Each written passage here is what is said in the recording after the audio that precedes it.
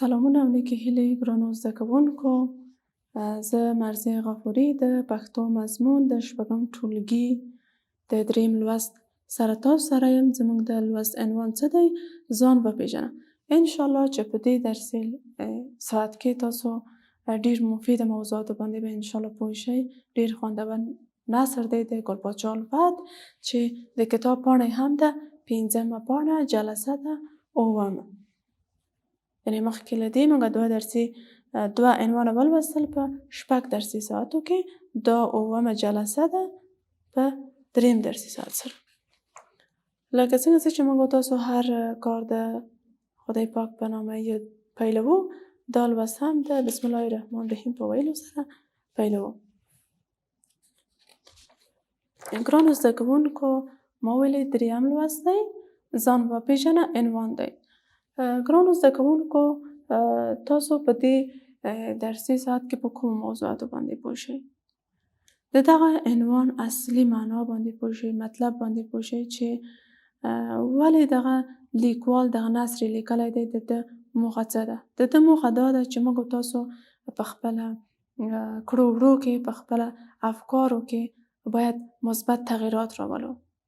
هغسې تغییرات چې زموږ ژوند لپاره، زموږ دین لپاره، زموږ دنیا لپاره او زموږ د هیواد او هیوادوالو لپاره به هغه ګټور او مفید تمام شي. د دې ترڅنګ باید د متن سمه لوستنه هم انشاءالله تاسو زده کړئ. دې درسي ساعت کې راځو دغه لوست تاسو ته لولمه او په مفهوم هم تاسو سره غږېږم. ځان وپېژنه. سترګې پرانیزه، د بدنیتي حس له مغزو څخه وباسه. په ځیر ځیر وګوره. طبیعت ټول تا ته په خندا د ژوندانه د هوساینې اسباب راغونډوي. غرونه ستا د لوړ همت هرکلي لپاره هرې لوري ته ولاړ دي. لمر هره ورځ له ځان سره تا ته د ژوندانه بې شمېره هیلې راوړي. ځمکه خپل ارمانونه د ګلونو په پاڼو کې تا ته وړاندې کوي. د وطن د وړو او زړو د امید سترګې ستا خوا ته کږې دي، ځکه چې ته د دوی او دوی ستا د کوچنیوالي لوبې کوچنیانو ته پرېږده. د زلمیتوب بې ځایه عیشونه او هوسونه هغه چاته وړاندې کړه چې ته پېښې نه کوي. ته د خپلو بېوزلو کارګرو سره لیچې ونغاړه.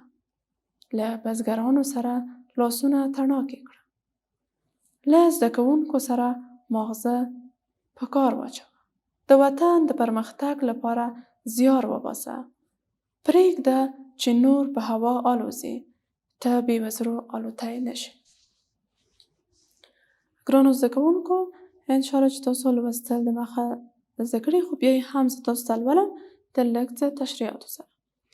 دلته ویلي ګل پاچا الفت وایي سترګې پرانیزه، د بدنیتي حس له مغزو څخه وباسه. یعنې لږ څه په داسې یو نظر وګوره ټوله نړۍ ته چې هغوی په څومره پرمختګ کې دي او موږ په څه کې یو. موږ باید د یو بل سره بدنیتي ونه لرو. له مغزو څخه کرکه، نفرت، تبعیض دا ټول باید لرې کړو. هغه وخت دی چې موږ هم د ټوله نړۍ په شان پرمختګ کولی شو. ځکه چې زموږ دین هم اسلام دین هم ټول مسلمانانو ته دا وایي چې تاسو باید د یو بل سره بدنیتي ونه لرئ. تاسو تبعیض ونه لرئ. پرته له رنګ، نژاد، ژبې تاسو باید یو بل قبول کړئ. نو موږ او تاسو ټول د یو افغان په حیث باید یو بل ته احترام کېږدو. هیڅ کله هم تاسو تبعیض مه کوئ د قومونو، د رنګونو او ژبو ترمنځ. تاسو باید د یو داسې شخصیت په حیث په ټولنه کې تبارز وکئ او داسې یو شخصیت ولرئ چې د ټولنې هر درد له تاسو سره درمان شي، د هر درد لره دوا شي. نه دا چې تاسو نور هم بدبختي او ویجاړتیا په خپل ګران هیواد افغانستان کې راولئ. په ځیر ځیر وګوره. طبیعت ټول تا ته په خندا د ژوندانه د هوساینې اسباب راغونډوي. یعنې موږ چې طبیعت ته ګورو ټول ښایسته، سمسور، شین، د ګلانو سره ښایسته دی. دا خدای پاک موږ او تاسو ته را پیدا کړي دي تر څو چې موږ د دې څخه ګټه واخلو. نو موږ او تاسو هم هغسې د خپل کړه وړه باید سمې لارې ته بوځو چې خدای پاک موږ ته رهنمایي کړې ده. دا نه چې موږ ته ګل پاچا الفت دغه موضوعات ویلي دي، نه، د تبعیض او بدنیتۍ د دې موضوعاتو په اړه زموږ دین اسلام 2000 کاله پخوا دا موضوعات موږ ته یاد کړي. خو بیا هم دا چې موږ تاسو دغه موضوعات د خپل ورځني ژوند کې ډیره پاملرنه نه کوو، نو په دې لوست کې ان شاء الله بیا هم زموږ ذهنونو ته دا خبره تازه شي چې هیڅ کله هم د بدنیتۍ او له حسد او کینې سره موږ هیڅ ځای ته رسیدای نشو. غرونه ستا د لوړ همت د هرکلي لپاره هرې لوري ته ولاړ دي. دلته یو ښایسته طبیعت ګل پاچا الفت موږ ته انځور کړی دی. لمر هره ورځ له ځان سره تا ته د ژوندانه بې شمېره هیلې راوړي. یعنې که تاسو چیرې تر ننه پورې هم هر هغه څه چې ستاسو په کړو وړو کې وو که سر له ننه هم ورته یو نوی بدلون راولئ، نو انشاءالله ستاسو ژوند به نیکمرغه وي، هم به خدای خوشحاله وي، هم به بنده خوشحاله وي، او هم ستاسو کارونه به په سمې لوري او پرمختګ لارې ته روان وي. یعنې کله چې موږ سهار د خوبه پاڅېږو او موږ یو کتاب کله چې مطالعه کوو د هغه په اصلي محتوا باندې باید پوه شو، اصلي هدف باندې پوه شو. تاسو هم کله دغه لوست چې ولوسته نو د دې اصلي منظور څه دی په دې باندې ځان پوه کړئ، او کله چې تاسو نوی سهار سبا ته را پیلوئ د دغه مثبتو تغییراتو سره هغه څه کړئ، پیل کړئ. ځمکه خپل ارمانونه د ګلونو په پاڼو کې تا ته وړاندې کوي.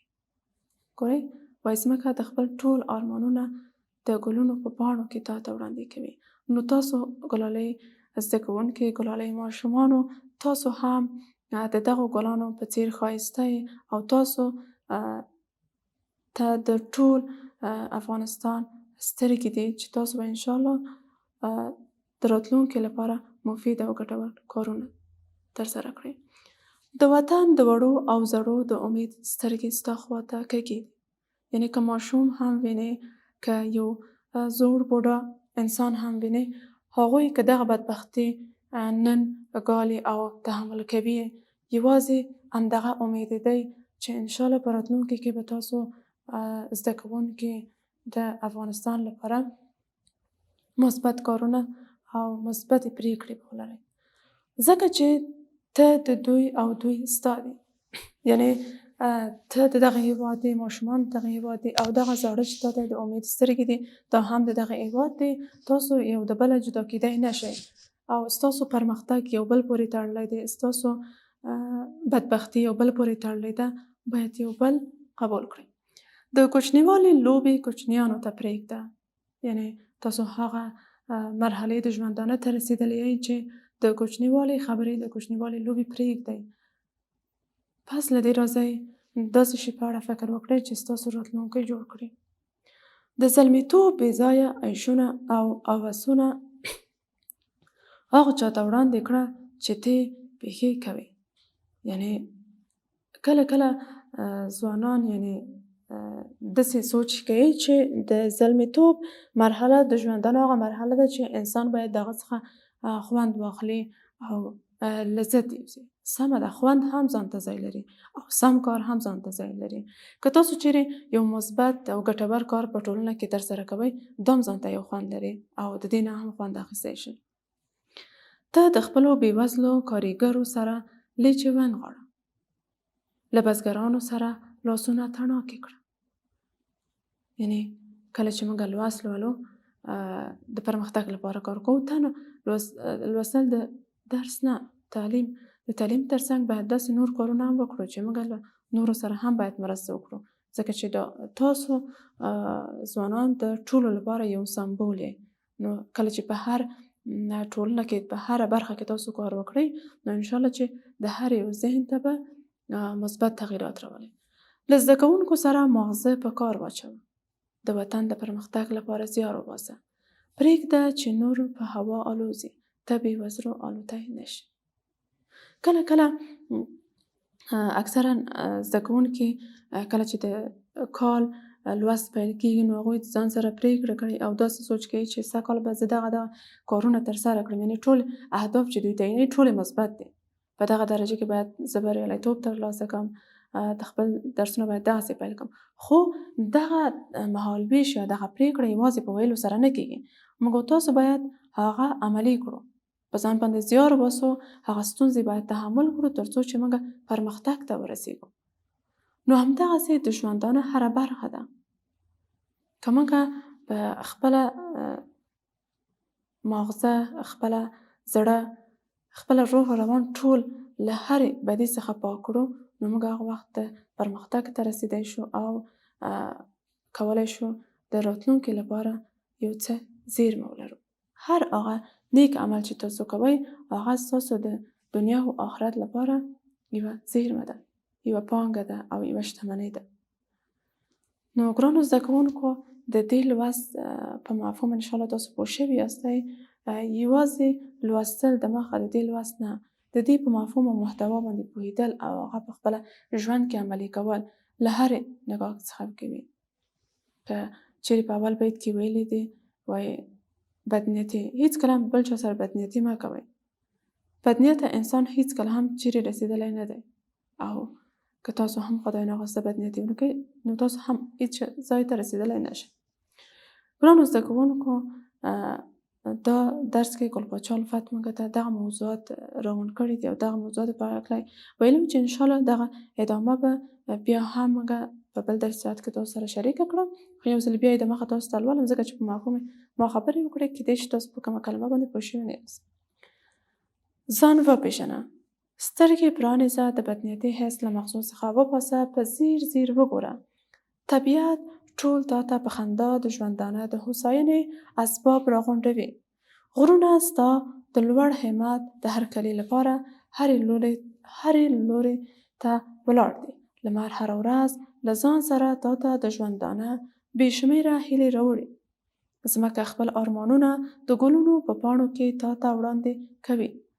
د وطن د وړو او زړو د امید سترګې ستا خواته کږې دي، ځکه چې ته د دوی او دوی ستا دي. د کوچنیوالي لوبې کوچنیانو ته پرېږده. د زلمیتوب بې ځایه عیشونه او هوسونه هغه چا ته وړاندې کړه چې ته یې پېښې کوي. ګرانو زده کوونکو، دا اوس زموږ د نن ورځې لوست انشاءالله ستاسو زده شوی وي. ستاسو کورنی کار دا دی چې د دې لوست مفهوم په ډېر لنډو جملو کې تاسو په کتابچو کې ولیکئ. هله مو مل شه. خدای په امان. ښه ورځ ستاسو د بریالیتوب په هیله.